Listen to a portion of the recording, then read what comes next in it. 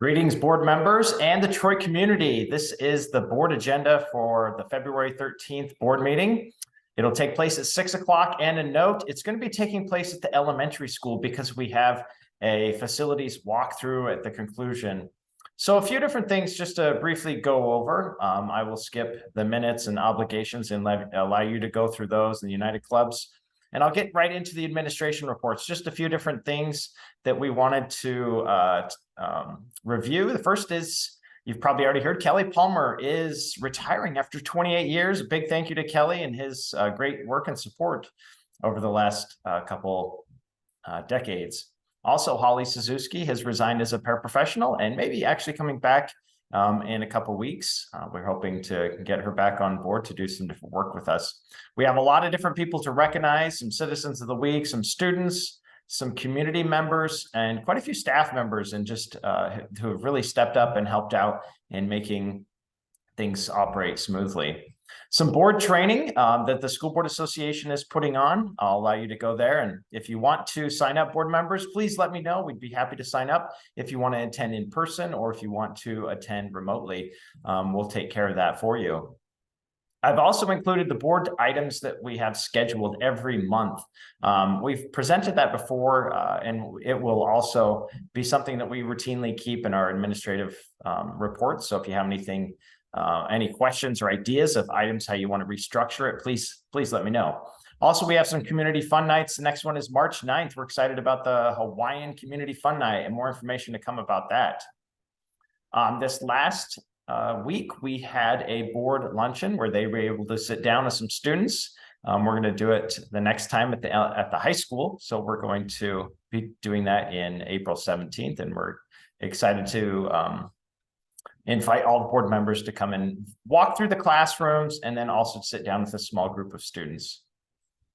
A lot of good things happening at both the elementary school and the high school in our athletics. It's hard to believe that our senior night is this Thursday, but we're grateful for all the things that our coaches have been doing and our activities director. Maintenance and transportation. We've had a few different hiccups over the last few weeks with some of our maintenance issues, but we're working through those, keeping things warm and operable. And we thank the maintenance and transportation department for keeping those going.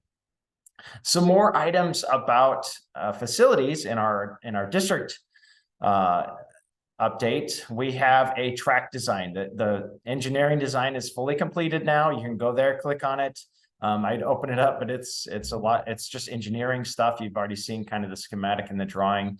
The thing that you might want to look at is the cost estimate for the track. There's a maximum. This is the highest quality of the project that you could do. This would meet MHSA standards. It has everything that it would need to have to be, the Cadillac version of a track. The minimum is probably the one that I would recommend that the board look at.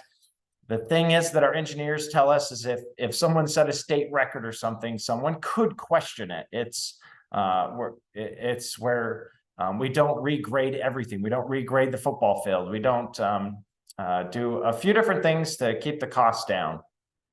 Also, we have a tennis court design and a cost estimate for that. And again, these are not projects that we're planning on doing this summer. They're things that we want to make sure that we have the design in place. We have the cost estimate. Costs are very high, as everyone is aware, for contractors and especially for asphalt at this time. Our HVAC, our Johnson Controls is doing the engineering right now for HVAC upgrades, and we're hoping that we can get this big grant that we applied for about 2 weeks ago. So we'll keep everyone updated on that. One thing that we do want to do this summer, along with a lot of other big projects and small projects, is the elementary striping. So I encourage you to get in there, look at that, let us know some of the thoughts and ideas. We are partnering with the city.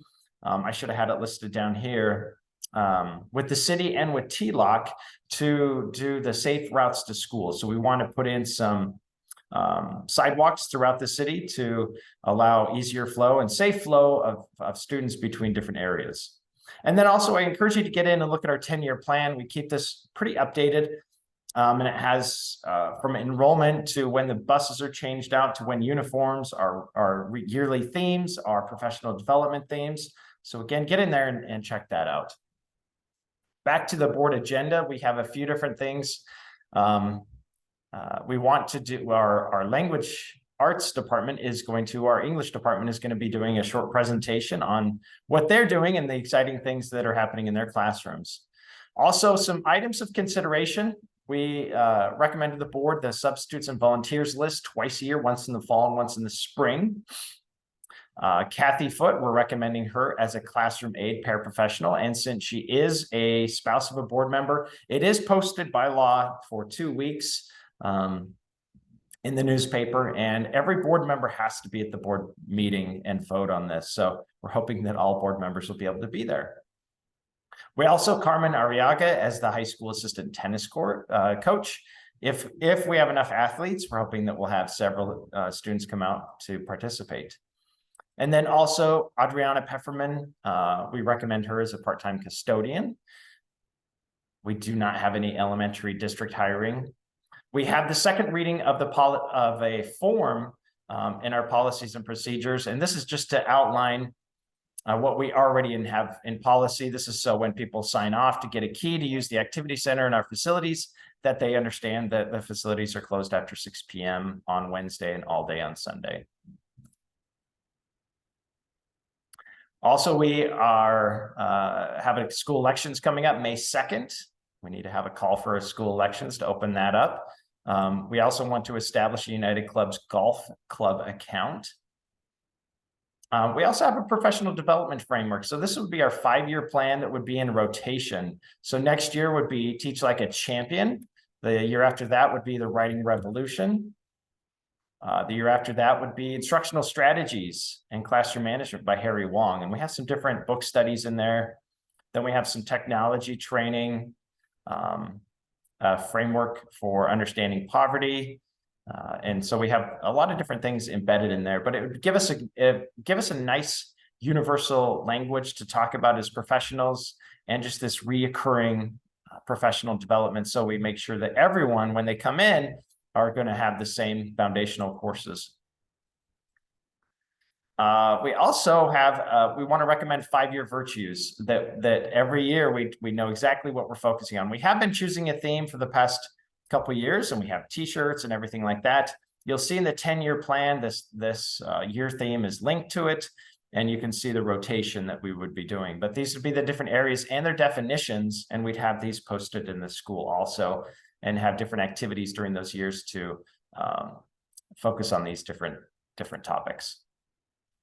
We also have just a minor update on next year's calendar. And we talked about this once with the board, just to move the week of Christmas break because of testing. We wanted to move it up 1 week. So it starts on the 18th and goes through New Year's Day, instead of having the week of New Year's off. It just helps with our testing. So that'll work out more effectively for us. And then we have a couple different things on the work session in the community forum. We recommend that the board members look through the policies 7,000 through 8,000.